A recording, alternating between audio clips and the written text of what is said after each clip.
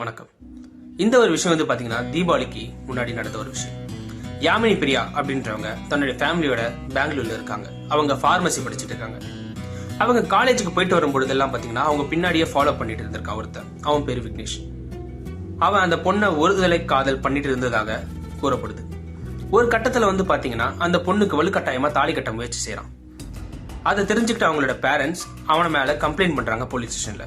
போலீஸும் அவனை கூப்பிட்டு விசாரிச்சு இனிமேட்டு அந்த பொண்ணை எந்த ஒரு டார்ச்சரும் பண்ணக்கூடாதுன்னு சொல்லிட்டு எழுதி வாங்கிட்டு அனுப்பிடுறாங்க. ஆனா இது எதுவுமே வேலைக்காக.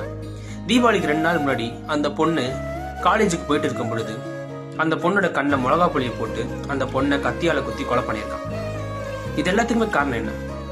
ஒருதலை காதல். முதல்ல காதல்னாலே இவங்க எல்லாருமே இப்ப தப்பா புரிஞ்சுட்டு இருக்காங்க. தான் லவ் பண்ணி அந்த பொண்ணு லவ் பண்ணலனா அவங்கள விட்டுறணும், அதுதாங்க உண்மையான காதல். நம்ம ஒருத்தர் மேல அளவு கதத்த அன்பு வச்சிட்டோம் அப்படின்னும் பொழுது அவங்க எங்க இருந்தாலும் நல்லா இருக்கணும் அப்படின்னு நினைக்கிறது தான் காதல். ஆனா இப்ப எல்லாருமே அப்படி நினைக்கிறது இல்ல.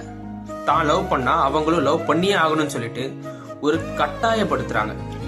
கட்டாயப்படுத்தி காதலை வர வைக்க முடியாது. முதல்ல எல்லாருமே அதை புரிஞ்சுக்கணும். ஏன் அது யாருமே புரிஞ்சுக்கிறது இல்லைன்னு எனக்கு புரியல. இப்ப அந்த பொண்ணோட உயிர் போயிடுச்சு. இது இப்போன்னு இல்ல, ஏகப்பட்ட சம்பவங்கள் இதே போல நடந்து முடிஞ்சிருச்சு.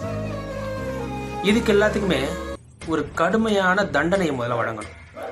இனிமேட்டு இந்த மாதிரி டார்ச்சர் பண்ணி ஒரு பொண்ணை கொலை பண்றாங்கன்னா அவங்களுக்கு மிகப்பெரிய ஒரு தண்டனையை இந்த நீதிமன்றம் கொடுக்கணும் அப்படின்னு சொல்லி நான் வேண்டிக்கிறேன். முதல்ல காதல்னா என்னன்னு இப்ப இருக்க யங்ஸ்டர்ஸ் புரிஞ்சுக்கோங்க. வலுக்கட்டாயமா காதலை வர வைக்க முடியாது. ஒருத்தன் மேல நீங்க அன்பு வச்சிட்டீங்கன்னா அவங்க எங்க இருந்தாலும் நல்லா இருக்கும்னு நினைக்கிறது தான் காதல். நன்றி.